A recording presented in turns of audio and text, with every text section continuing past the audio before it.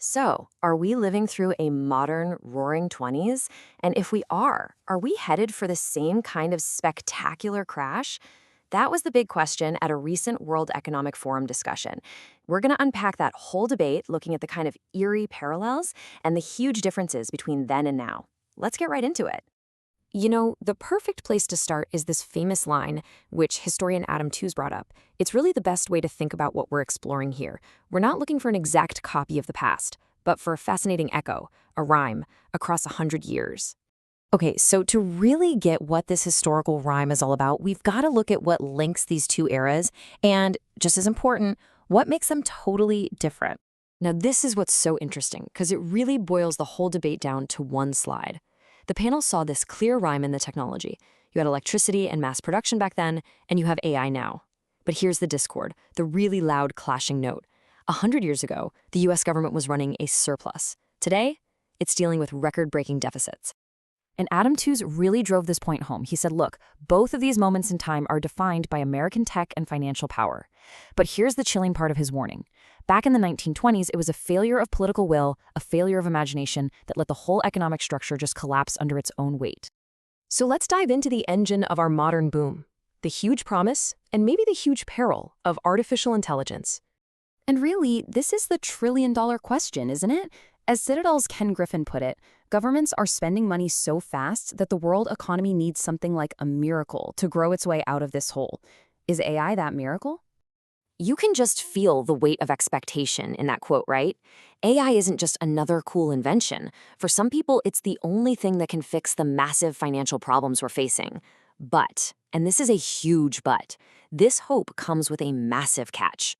And this is where you see the central conflict, the big catch-22. Christine Lagarde from the European Central Bank pointed out this incredible contradiction. For AI to really work its magic, it needs a connected, open, cooperative world. But it's showing up at a moment when the world is doing the exact opposite. It's fracturing and closing off. Lagarde also warned that we can't just be hypnotized by all the cool things AI can do. We have to be really honest about the enormous resources it eats up. We're talking huge amounts of money, energy, and data. And maybe most important of all, we have to think about the human cost, the very real potential for massive disruption in society if we don't handle this transition carefully. Okay, now let's get to the single biggest thing that separates the 1920s from today. That staggering, unbelievable mountain of government debt. I mean, just think about this for a second. The US government in the 1920s was running a budget surplus. They were taking in more than they spent. Today, the US is staring down a national debt of this size. That doesn't just change the math. It completely changes the entire economic playing field and what you can do when a crisis hits. All this debt raises the risk of something that economists have a kind of scary name for, fiscal dominance.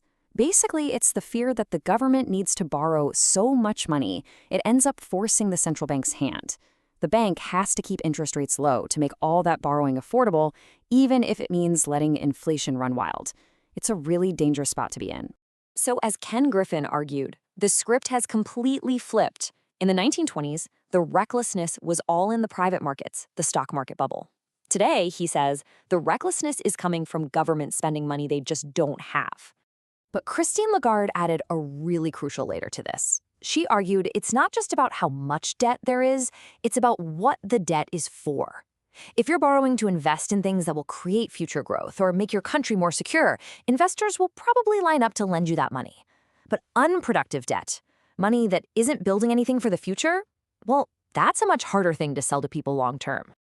And that leads us to the final and maybe the most worrying parallel. This rising tide of protectionism and the very real danger of a global economy that's breaking apart.